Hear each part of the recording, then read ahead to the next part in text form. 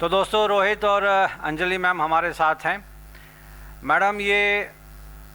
जो धोखादायक बिल्डिंग्स थी जिनमें काफ़ी लोग गिरे, बिल्डिंग्स गिरी और उसमें दब के मर गए इनोसेंट लोग बेचारे,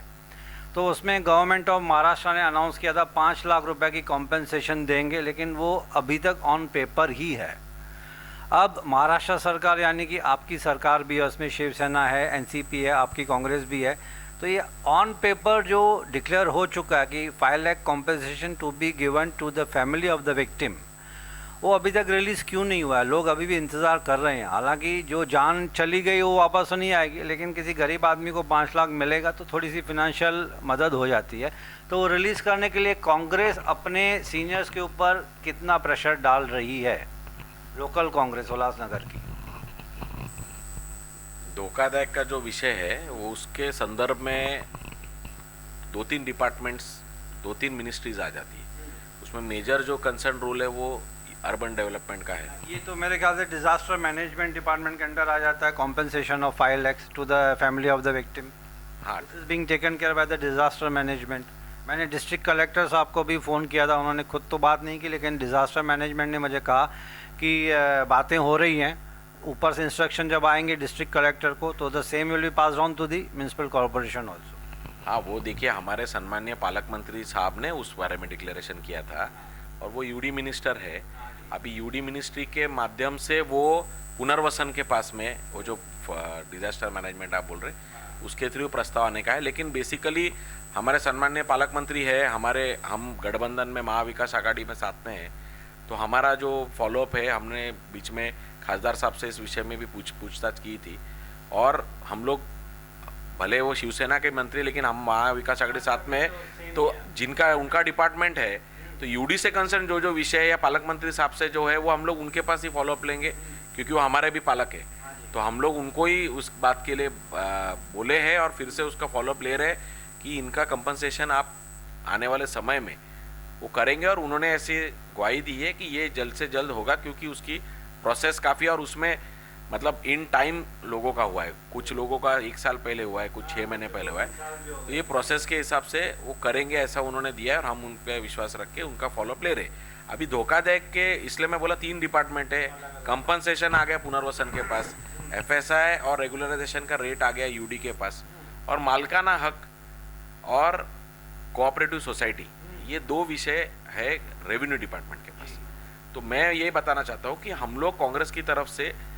पालक मंत्री के पास, तो हमारे पालक मंत्री के हिसाब से हम जा ही रहे, लेकिन रेवेन्यू डिपार्टमेंट क्योंकि कांग्रेस की मिनिस्ट्री है, सन्मान्य बाला साहब थोरात उसके मिनिस्टर है, तो मालिकाना हक देने के लिए प्रक्रिया ईज आउट करना और सोसाइटी जो रजिस्ट्रेशन लोगों के हुए नहीं है वो रजिस्ट्रेशन की जो अमाउंट है वो एमनेस्टी स्कीम के अंडर में कम कराना, और थर्ड जो है कि कोऑपरेटिव सोसाइटीज़ जो रजिस्टर नहीं हुई है, उल्लासनगर में आज 90% सोसाइटी रजिस्टर्ड नहीं है, मतलब कोऑपरेटिव सोसाइटी नहीं। आप मुंबई में, आप नवी मुंबई, वहाँ पे 100% सोसाइटी, तो 100 रुपए के स्टैम्प पेपर पे फ्लैट्स लिए थे सब। सोसाइटी बने बगैर आपको ये भी मिलता नहीं मालिकाना हक। तो ये 2 मुद्दे पे कांग्रेस उस पर वर्किंग कर रही है। हमारे महसूल मंत्री साहब उसके लिए बैठक उन्होंने अलग से लगा रहे, पालक मंत्री के पास में अलग से बैठक चालू है। मुझे यकीन है कि महाविकास आघाड़ी इस मामले में,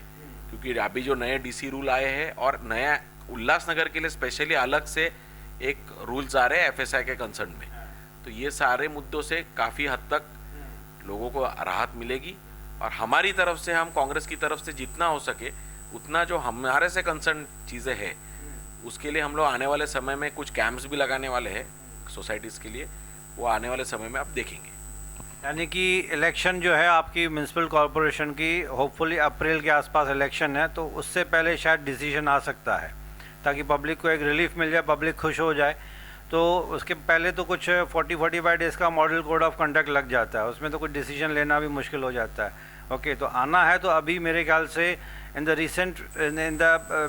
पास्ट, ये फ्यूचर में अभी जल्द आ सकता है, यू मीन टू से, क्योंकि अभी तो फरवरी 4th 5th है आज, टुडे इज़ 4th फरवरी, तो मेरे ख्याल से 1 महीना ही पड़ा है सिर्फ, तो आने के चांसेस है विद इन 20-25 डेज़ में पॉजिटिव रिजल्ट्स। जो अभी आपने कहा FSI से रिलेटेड जो कुछ भी चीज़ें हैं, और मेरे को लगता नहीं ये जो चीज़ें हैं ये पुनर्वसन के जो है ये डिजास्टर मैनेजमेंट के अगर विषय है तो उसको मेरे को लगता नहीं कि क्या बोलते हैं इलेक्शन कोड ऑफ कंडक्ट का कोई प्रॉब्लम होना चाहिए, क्योंकि वो पुनर्वसन का भाग है या कोई गवर्नमेंट इम्प्लीमेंटेशन के जो चीज़ें हैं उल्लासनगर में, तो वो आने वाले समय में वी आर होपफुल कि उसका डिसीजन जल्द से जल्द होगा। तो चलिए दोस्तों, ऑन कैमरा जो एश्योरेंस है रोहित साल्वे और मैडम अंजलि दे रही हैं कि उल्लासनगर के रहवासियों के लिए कुछ रिलीफ, मेजर रिलीफ, कुछ नहीं ज़्यादा से मेजर रिलीफ आने की चांसेस हैं। तो हम भी आशा करते हैं कि जो लोग जो बेघर हो गए हैं या बेघर होने की कगार पे हैं तो उनको कुछ अच्छा सा रिलीफ मिलने की चांसेस हैं होपफुली।